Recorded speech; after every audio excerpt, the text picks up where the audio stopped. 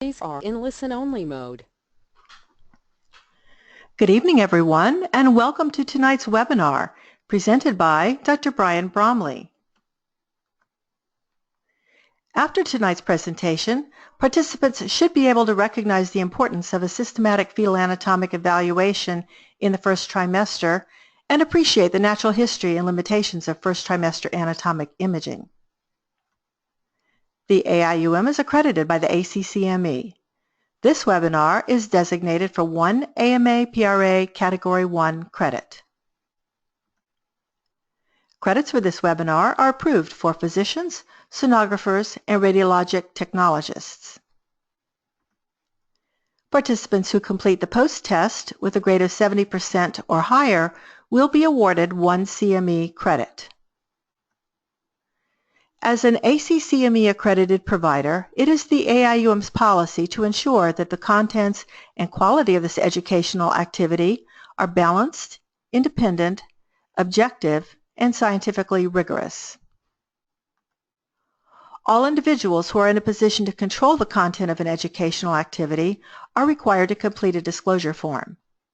All disclosures are reviewed by the AIUM, and any conflicts of interest are resolved or managed prior to an activity.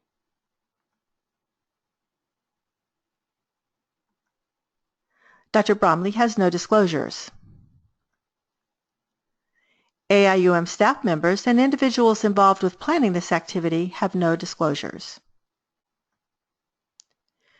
During tonight's presentation, if you have questions for the presenter, you may submit them by typing them into the question box on the right side of your screen.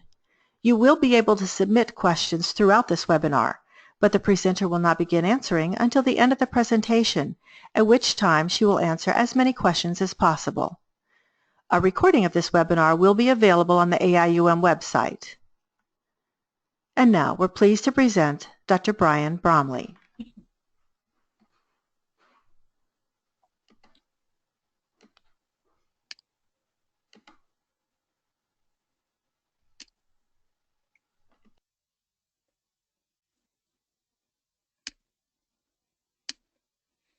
Hello, everybody. Thank you for joining me tonight. The topic that we're going to be talking about is the first trimester anatomic scan and our effort to screen for fetal anomalies at the 11 to 14 week gestational age window. Kathy went over our objectives, so for the sake of time, I'm not going to repeat them. We all know that the 11 to 14 week scan is much more than the assessment of the nuchal translucency alone.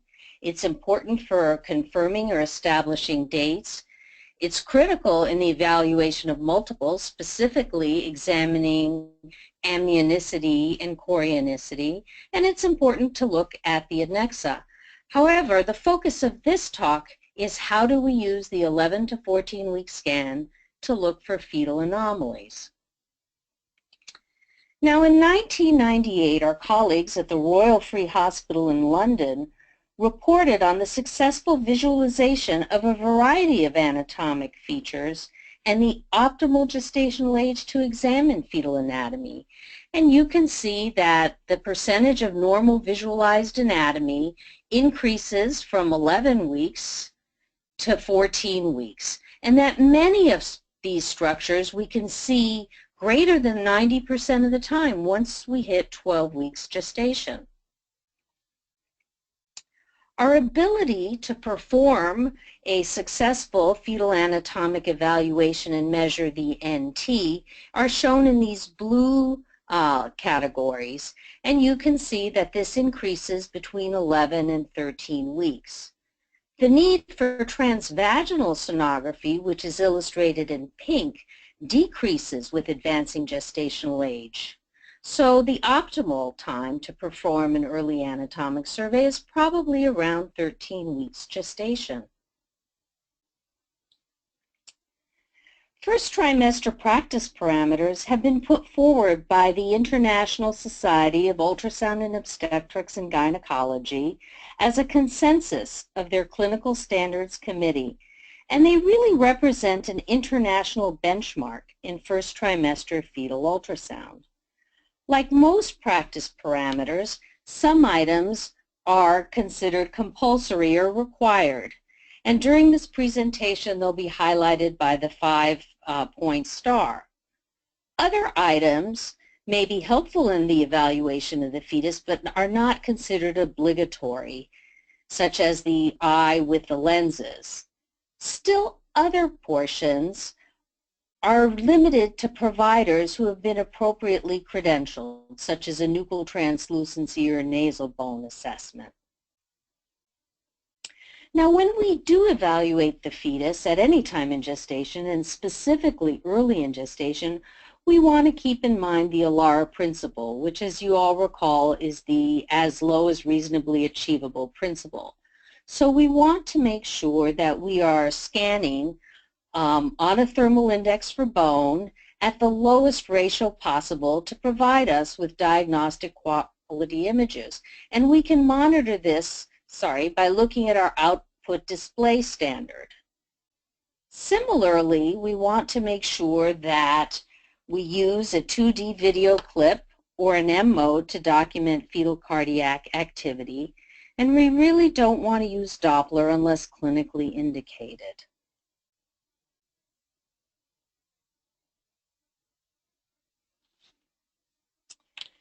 Cranial ossification should be evident by 11 weeks completed. This is optimally evaluated in either an axial or coronal plane, and what we should be looking for is the intact calvarium. We should be evaluating the fetal head to make sure that the sides are symmetrical and that the interhemispheric falx extends from the back of the brain all the way to the front of the brain. The brain mantle is quite thin at this gestational age, and so the echogenic choroids fill the lateral ventricles. These landmarks are all required parameters, as you can see by the star. Evaluation of the fetal neck is a key portion of the early anatomic examination. However, an NT, a precise NT measurement, is not required unless you're using it as part of a screening program for aneuploidy. If you are doing a nuchal translucency or nasal bone assessment, it should only be done by a credentialed provider in an ongoing monitoring program in a patient who has chosen first trimester screening for aneuploidy. As many of you do nuchal translucencies routinely, you're quite familiar with the mid-sagittal view that is required to get a reproducible nuchal translucency measurement and evaluate the nasal bone. You know that you have to look for the diencephalon. We have to be able to see the tip of the nose. The rectangular shaped palate should be identified without being interfered by the zygoma, and it should be contiguous. But what else can we see? We can look for the nasal bone, which makes an equal sign with the overlying skin edge. But also take time to look at the profile. Look at the chin.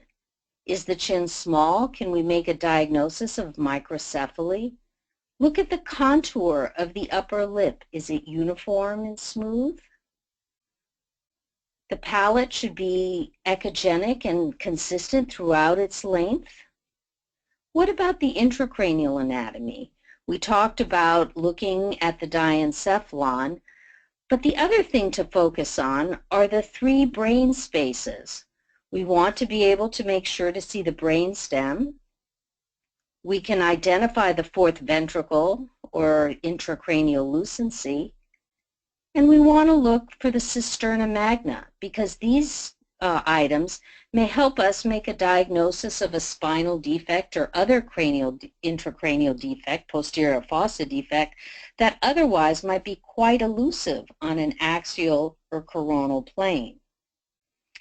Remember, however, that certain intracranial structures are not identifiable at this stage in gestation. Specifically, we're not able to look for the corpus callosum. We should look at the fetal face, look at the orbits. Where are they placed within the fetal face? We can see the lenses of the eyes. Look at the nose en face. You can see the retronasal triangle, and you can see the two paired nasal bones right looking at you. This is a different method for looking at the nasal bone. We need to look, or we can look, for the lips. You can see the outer skin edge being smooth and uniform. Look for the stomach in the left upper quadrant. This is a required component. And then rotate your transducer and you can see the diaphragm. And note that the stomach is below the diaphragm and the heart is above the diaphragm.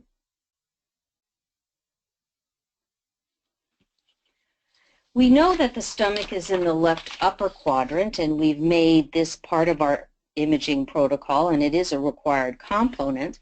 So once we see the stomach, we can also look at the umbilical vein and recognize that it courses away from the stomach.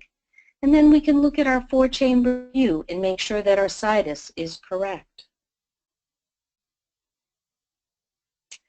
The kidneys are in their usual paraspinal location. Sometimes they're easy to identify as in this fetus, other times they're more elusive.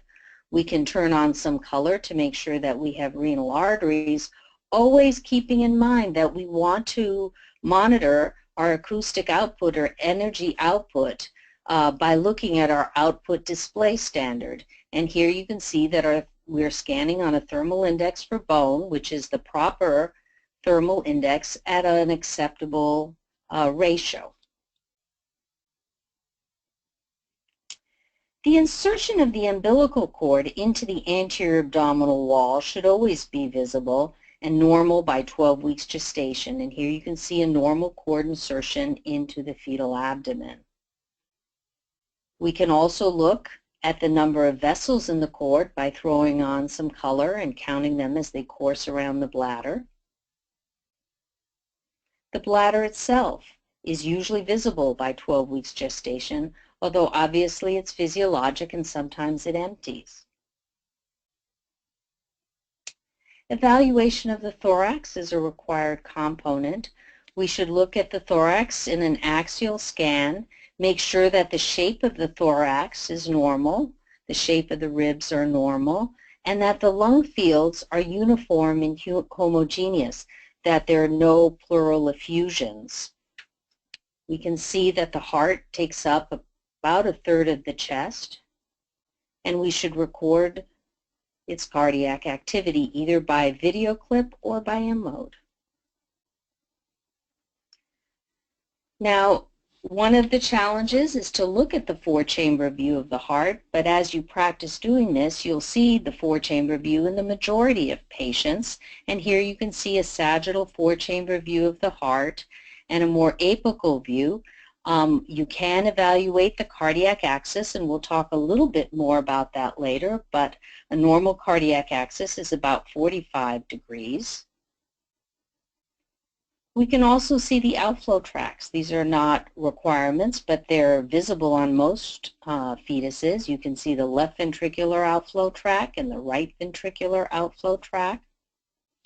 We can see a three-vessel view with the pulmonary artery, the aorta, and the superior vena cava. And we can look in a mid-sag view and we can see the inferior vena cava, the right atrium, and the superior vena cava. Evaluation of the spine is important, and we should look at the individual vertebral elements and see that they are properly aligned, and at the same time look at the continuity of the skin edge.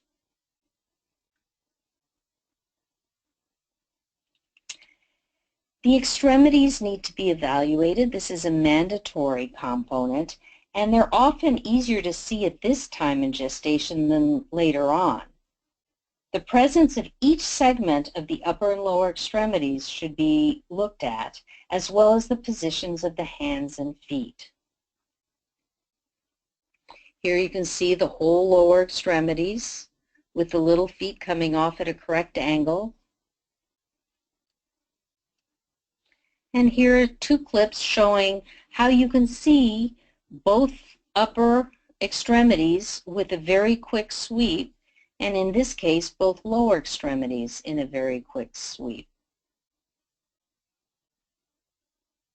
Now I'm going to digress from the anatomic scan for 1 second, this single slide, because it's always a question that I'm asked when I give this talk, and that is placental location important at the 11 to 14 week scan? And the answer is no. While we should look at the size and the texture of the placenta, placental location in relation to the cervix is not predictive at this point in gestation. This is a transabdominal scan. You can see the cervix. You can see the placenta that's centrally located and completely covering the os, and you might be tempted to say, well, that may be true, but this one for sure is going to be a complete previa. But look at it at 18 weeks. The placenta has moved completely up, and the cervix is unencumbered by placenta. So placenta previa should be not reported at this stage. Now, how does the first trimester scan do in terms of detecting abnormalities? Well, the detection rate has been variable between multiple studies and has ranged from 18 to 76%. And why is that? When you look at the studies in the literature, they have very different inclusion criteria. Some involve high-risk patients, some are unselected patients. Some include those with karyotypic abnormalities, others only include those with normal karyotypes. There are different imaging protocols, what you have to look at, what you don't have to look at. There are different techniques. Some studies are done transabdominally only, some are done with both transabdominal and transvaginal imaging. There are different definitions of what is an anomaly.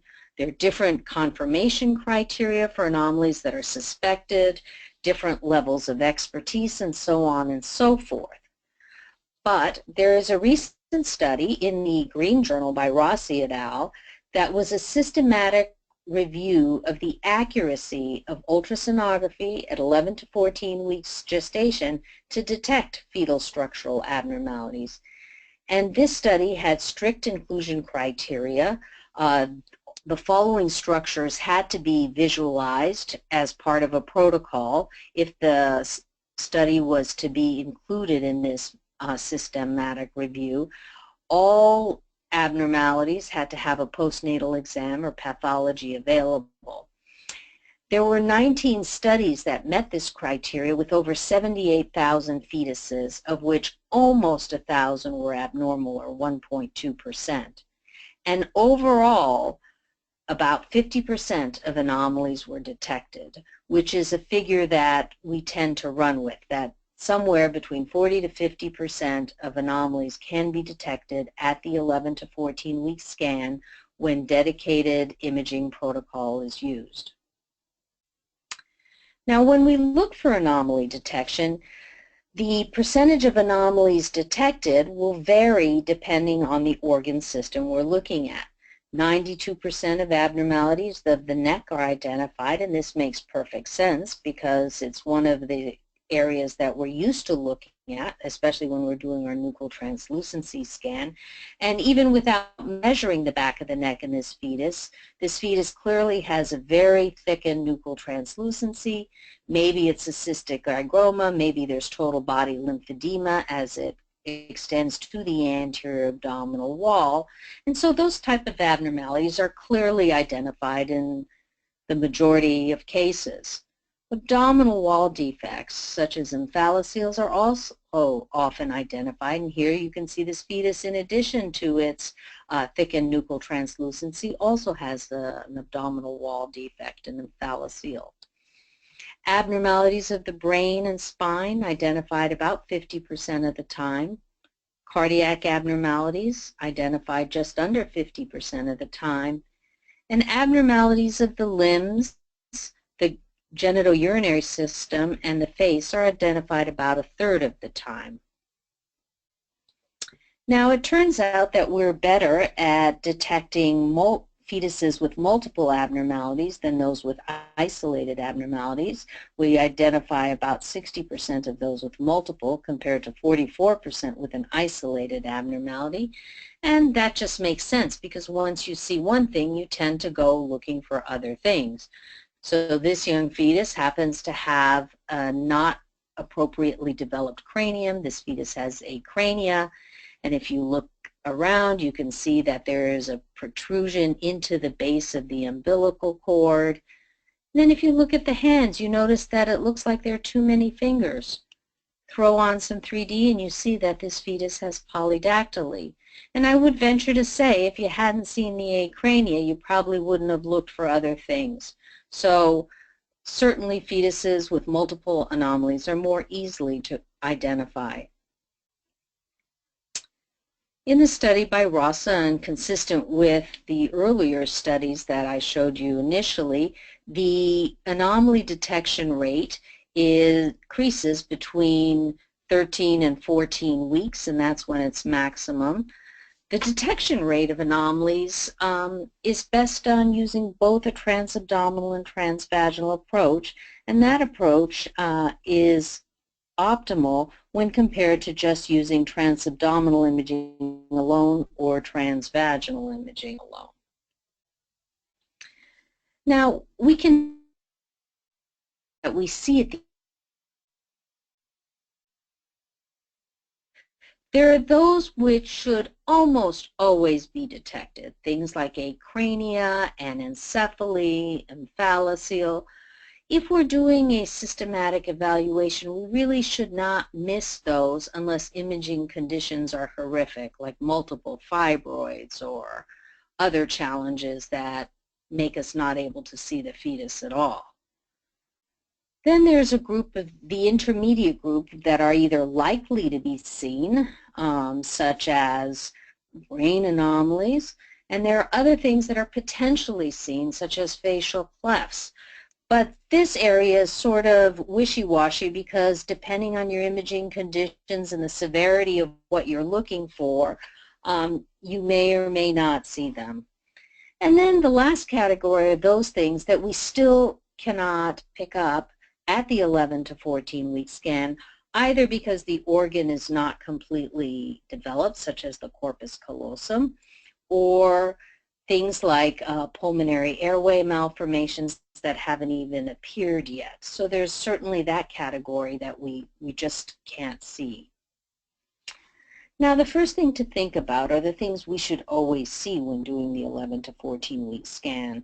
Certainly there are abnormalities in external contour, such as limb body wall abnormalities. This is an axial scan through the fetal part where you can see that there is no recognizable architecture, and thin wispy line, which is a piece of an amniotic band that has disrupted this fetus. If you turn, you see you have two legs, but the whole wall and contour of the fetus is abnormal.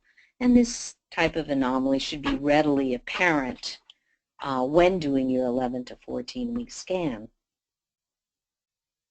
Here are two fetuses, again, with contour abnormalities. In this case, in each of these fetuses, you can see that the heart is outside the chest. See the little hearts beating? There you go, one and the other. Since we're looking for the calvarium, and it should be complete by 11 weeks, we should be able to pick up almost all fetuses with anencephaly or acrania. Here you can see a sagittal view of the fetus, which is pretty normal up to the level of the eyes. And here you can see that the brain is freely floating within the amniotic space. This is another fetus, mid-sag view. And if you look at this fetus, the cranium is not well ossified. There's a big echolucent projection within the intracranial space, which should not be there. The slope of the forehead is abnormal. The whole head is too small. And those kinds of things should prompt your consideration that this fetus is not normal.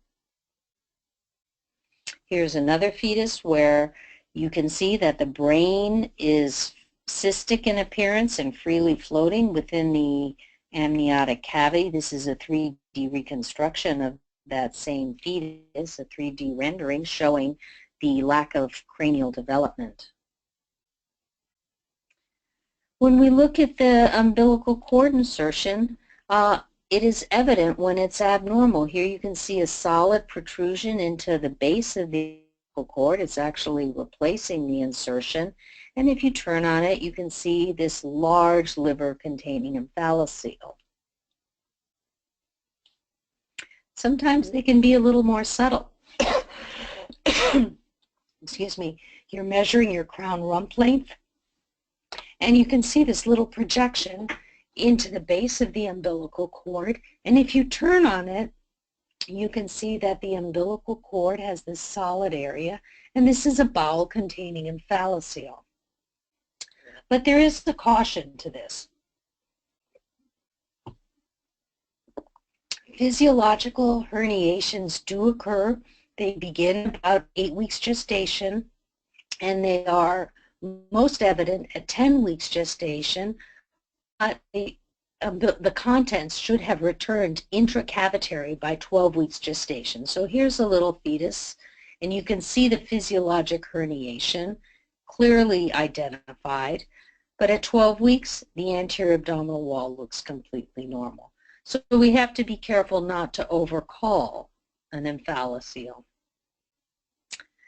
This is a fetus who came in for nuchal translucency evaluation, and in the process of doing the crown rump, you see this little bulge in the lower abdomen area.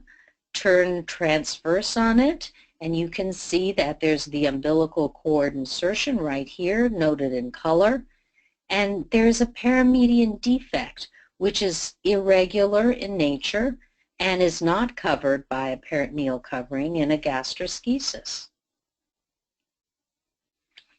This fetus also came in for an early risk assessment. You can see that the NT was measured, the nasal bone is present, but as you look down the spine, you see this sort of unusual contour. What does that make you think of? This is a 12-week fetus. So the next thing we did was we went and we did a transvaginal scan. And here you can see that same mass, which appears to be coming off the lower end of the fetal spine buttock area. Throw some color on it, and it is a sacrococcygeal teratoma that you have identified in a young fetus based on the abnormal contour. If you had just done the nuchal translucency and the nasal bone and crown rump length, you wouldn't have seen it. But because you're following your systematic evaluation, you can make these type of diagnoses. Here's another fetus that came in for an early risk assessment. You can see the nuchal translucency, and it might be tempting to enlarge it and measure it and move on, but wait a second, you don't have any of your normal landmarks. The profile is abnormal. You can't even see the nose or the nasal bone. You have none of your intracranial landmarks identifiable. So what's going on with this fetus? As you look through the anatomy, you can see the cranium, but you don't see the falx, and you can't see symmetrical brain hemispheres. But you do see this echogenic projection within the head, and if you turn slightly, you'll see that there appears to be a defect in the bony skull. So what is this? Is it an encephalocele? Is it an intracranial hemorrhage? Is it a tumor? What's our next step? Well, throw on your color. Color is your friend. And if you put on the color, it is a very vascular structure, which tells us that it is certainly not going to be a hemorrhage.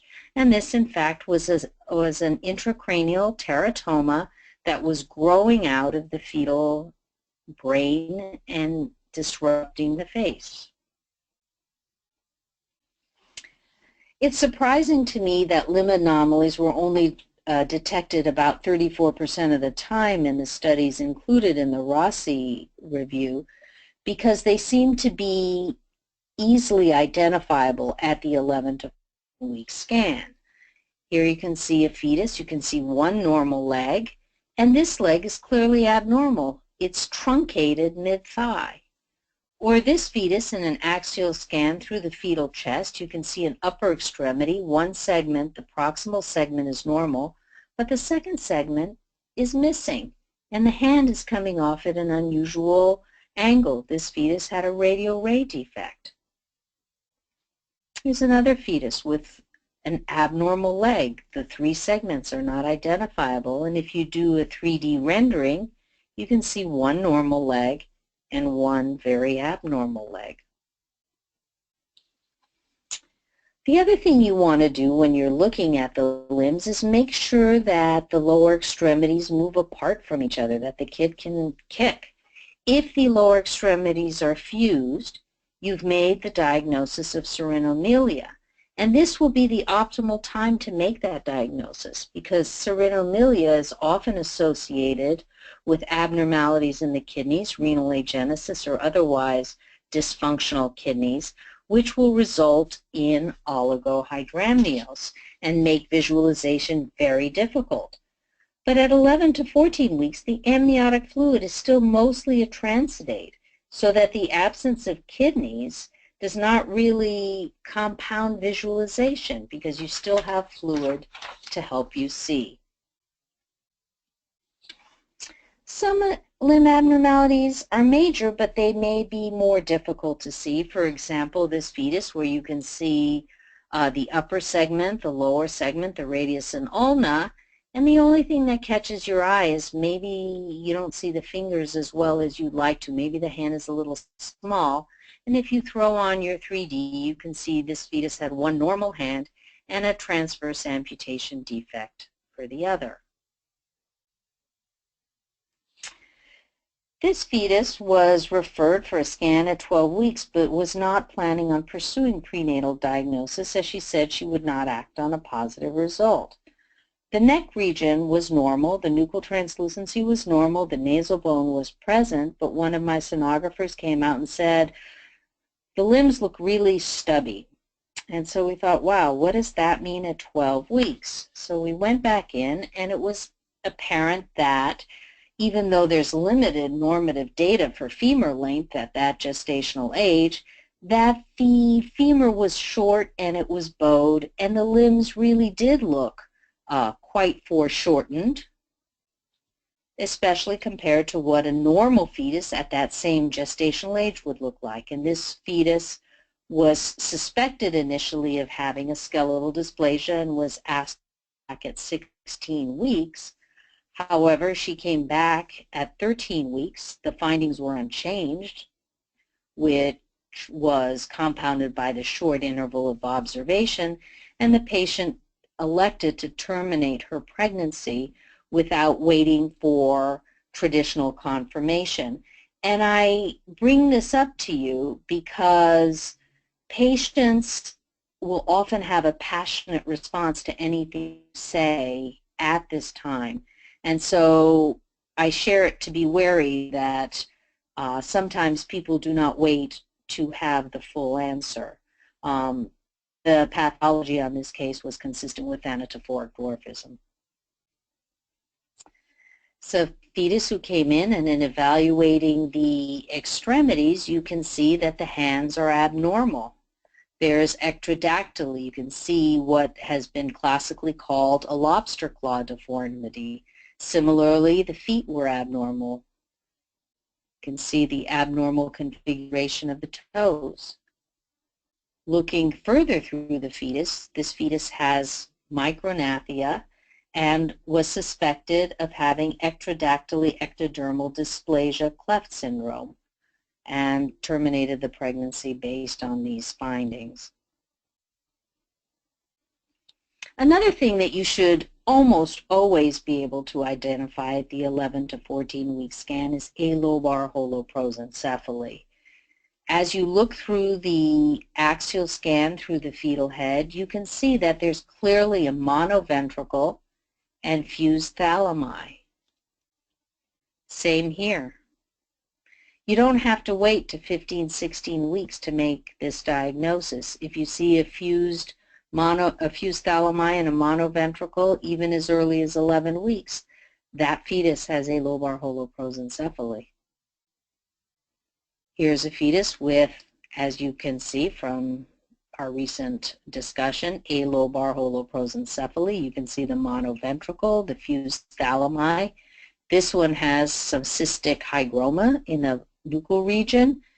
And this is what it looked like on sagittal view. This is not just a bad picture of the profile. This fetus did not have an identifiable profile. It had a very, very flat face. And if you do 3D, you can see that it had postaxial polydactyly. So the combination of a lobar holoprosencephaly, abnormal face, postaxial polydactyly, really leads you to the diagnosis of trisomy 13, which was confirmed after termination. This fetus came in also for a first trimester risk assessment, and we were having trouble getting the nuchal translucency because the baby was not in a perfect position, but that seems to happen not infrequently. And my sonographer, who is very astute, noticed that there was this little structure behind the fetal head. We weren't sure if it was the yolk sac or if it was something else. The lady was of a higher BMI, as you can tell by the images. And so our next step was to go and use our transvaginal scan. And on transvaginal sonography, you can see clearly that this fetus had an encephalocele. Here's another fetus. At approximately 12 weeks gestation, this axial scan through the fetal head, the posterior fossa appears abnormal, but we're always a little bit nudgy about that early on. However, if you look in the sagittal view, that posterior fossa is clearly abnormal, and you can see the fetus does have an encephalocele. Is that enough? What else can you do? Well, it's worth your while to look around. You can see by examining the extremities that this fetus also had postaxial polydactyly, and the kidneys were cystic and echogenic. This fetus had Meckel-Gruber syndrome, which is important in order to discuss recurrent risks. Spinal abnormalities can sometimes be seen in this fetus. You can see that the vertebral elements are kinked and that the lower spine is clearly abnormal. There's splaying of the vertebral elements, but they're not always so obvious. So Dr. Chowie has recommended looking at the intracranial lucency. You're used to the mid-sagittal view. We talked about the three brain structures. We talked about the brain stem, and we talked about the intracranial lucency, or fourth ventricle, and the future cisterna magna. In fetuses with open spina bifida, there is displacement of the brainstem and compression of the IT, or fourth ventricle, and cisterna magna, so that the intracranial anatomy is abnormal. And this is a fetus who was later shown to have spina bifida. You can see that the thalamus and midbrain and brainstem are posteriorly displaced, and that you don't see an intracranial lucency or the cisterna magna. Now, Mangione et al. Looked at this in a retrospective study. They had 4 reviewers look at these 3 features in 52 cases of open spina bifida and 208 controls. And here you can see the different structures that were visualized or attempted to be visualized, and their absence or abnormality was shown to be able to be sensitive for the detection of open spina bifida between 30 and 80%. However, the false positive rate was 1 to 12%. If you looked at one or more of findings, 50 to 90% of fetuses with spina bifida were identified with a false positive as high as 9 to 20%. Further prospective studies are being conducted, and there's a recent study by Chen et al., a prospective trial looking at this that you can look at if you are interested in further information. Further studies need to be done to see what the clinical utility is of this. But I think that the take-home message to me is that a normal IT has a high specificity for excluding spina bifida. We want to look at the posterior fossa. We want to look at those 3 intracranial lucencies, and here you can see there's an abnormality. Had we noticed this when we were doing this nuchal translucency assessment, we might have had the patient return earlier. However, this is several years old, and it was before we were looking at intracranial lucency, and the patient came back at 20 weeks, and you can see clearly an abnormal cerebellum. The hemispheres are splayed apart, and there is a big posterior fossa cyst. That might have been identified earlier on had we really known to look at the intracranial contents. Here's a fetus with a nice intracranial anatomy, but looking down the spine, you can see that this fetus has fused hemivertebra. We can look for heterotaxy syndrome. Remember, we were looking where the location of the stomach was in the heart. Here you can see the stomach is on the right and the heart is on the left. We can make that diagnosis at 11 to 14 weeks. Certainly, we should be looking for a 4-chamber view of the heart, and I'm not going to go into the heart in detail because hopefully there will be another presentation on congenital heart defects in the first trimester at the 11 to 14 week scan. But you can all see that this is a normal looking heart compared to this heart where you have a distended right atrium. This fetus had an Epstein's anomaly. If the heart looks not symmetrical, throw on some color. This fetus had a small left ventricle and a pericardial effusion. If you throw on some color, you can see that color only fills one side of the heart in a functional hypoplastic left heart. Now, the cardiac axis has been shown to be helpful in identifying fetuses with congenital heart defects. The normal axis ranges from 30 to 60 degrees. And if you use the cardiac axis, 74% of fetuses with congenital heart defects will have an abnormal cardiac axis.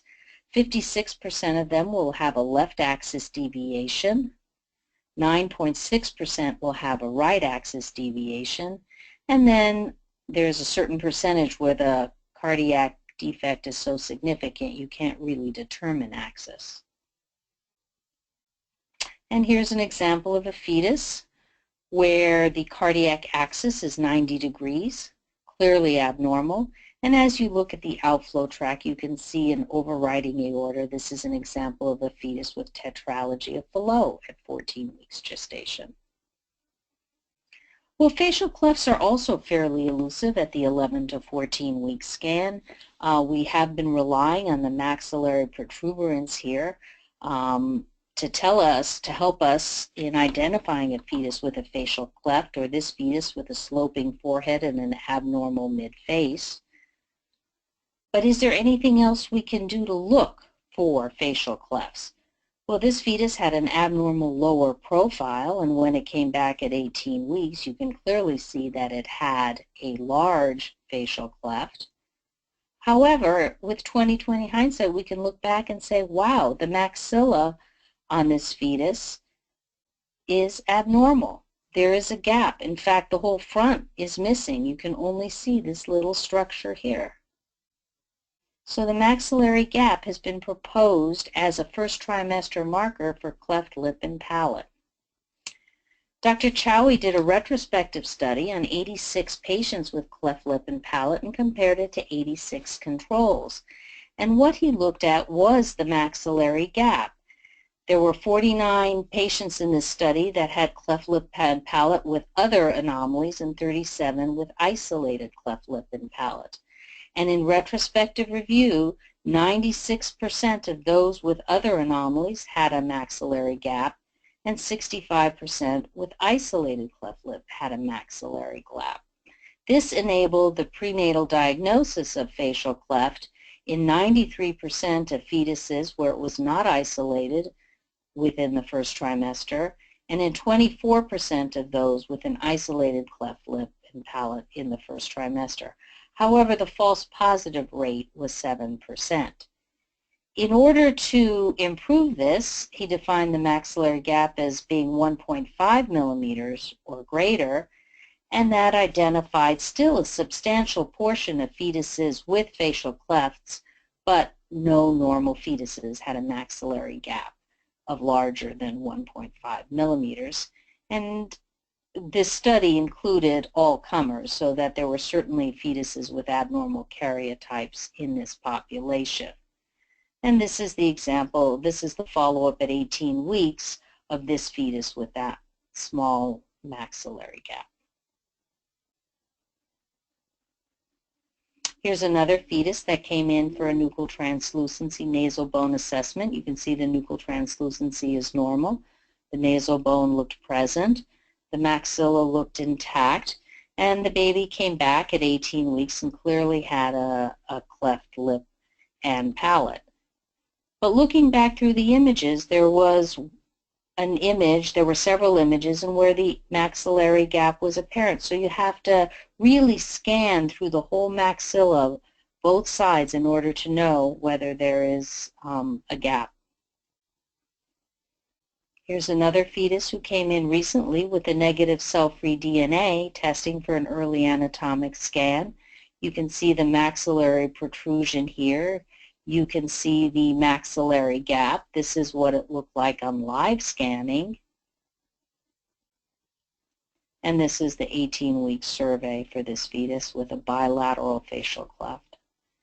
Prospective studies are still needed to assess the clinical utility of this finding. We look at the chin. Clearly this chin is too small, as is this one. Cases of micronathia. We talked about looking at the position of the eyes within the face. This fetus has hypotelorism. But what about this baby? You're going to, come in for your nuchal translucency. You'd like to measure it. But what's this? What is this cystic space here? If you go transverse, you can see that the cystic space is within the abdomen. The cystic space is elongated. And here you can see the fetal heart. This is a congenital diaphragmatic hernia at 12 weeks gestation. We can see dilated bladders early on. In this case, you can see a hole from a lower urinary tract obstruction in a fetus with posterior urethral valves. The kidneys are already echogenic and somewhat cystic and abnormal in appearance. But again, the amniotic fluid volume is normal because most amniotic fluid at this stage is still a transudate. But I caution you that not all big bladders at the time of the 11 to 14 week scan are abnormal. Megacystis is defined as a bladder of greater than or equal to 7 millimeters and certainly has been associated with aneuploidy. However, in those that are euploid, the enlarged bladder resolves itself most of the time.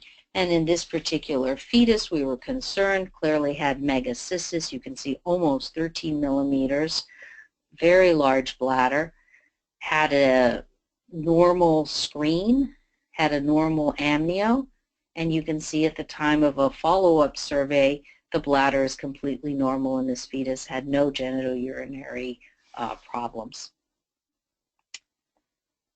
This is a fetus who came in with a negative cell-free DNA, and when asked to do an early anatomic survey, we thought, wow, this baby's only about 11 weeks, 10 and a half, 11. It's too early, come back in a week. But take a good look at this fetus because this is a really important learning point. She came back in a week, and what you can see is clearly a fetus has a very large head, small body.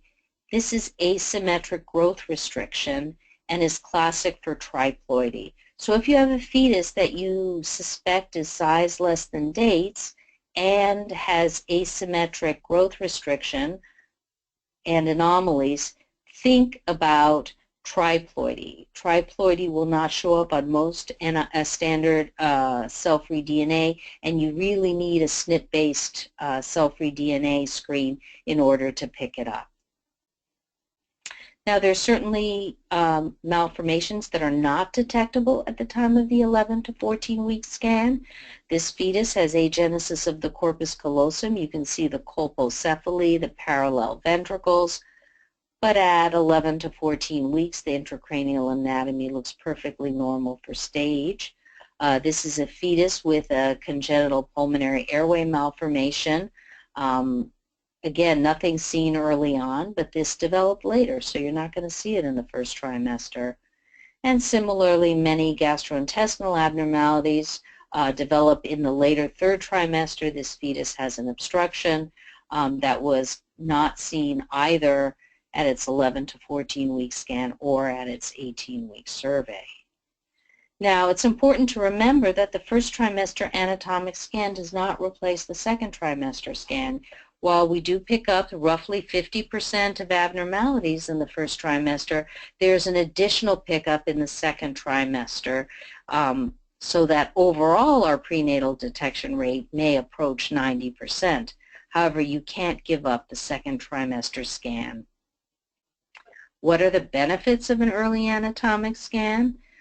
The early identification of abnormalities, this fetus with a large cystic mass within its lower abdomen, which turned out to be the fetal bladder.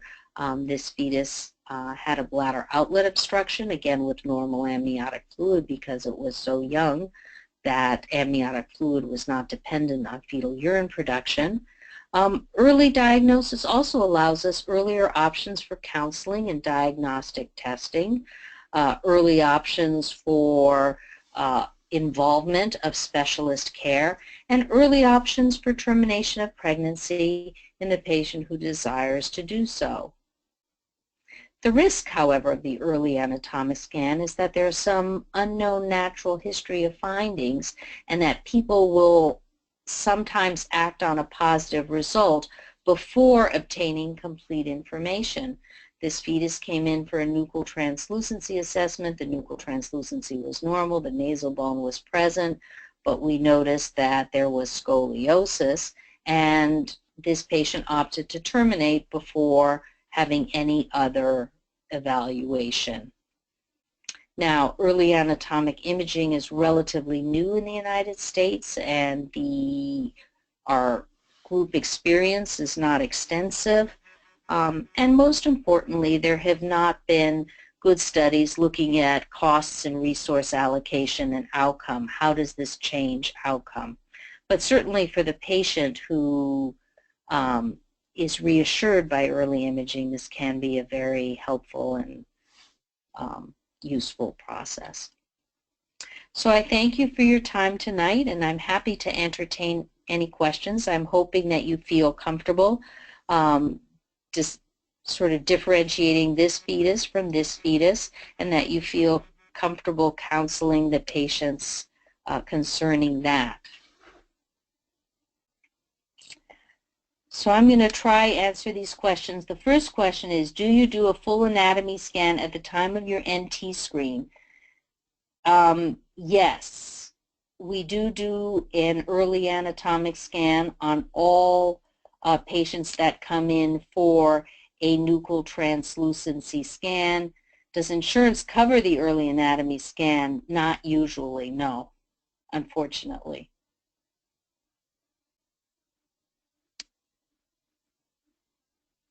Do you recommend transvaginal and transabdominal at the time of the NT screen?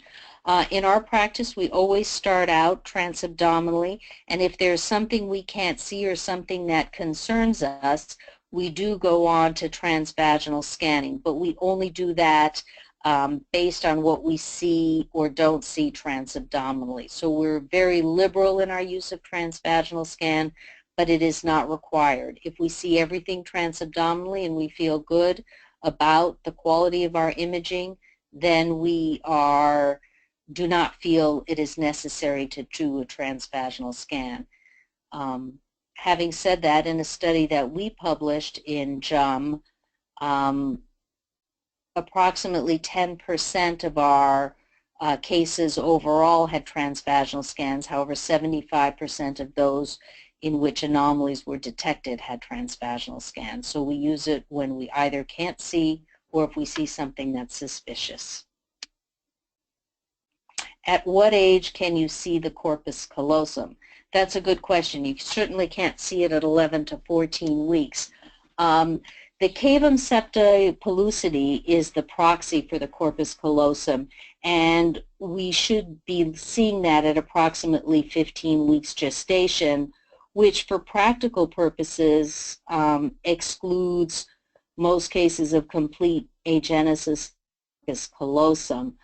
If you're really looking at the corpus callosum itself and not the cavum septum as a proxy, my understanding it is not totally complete until 20-22 weeks, although in some cases you will see it earlier at the time of your 18-week survey.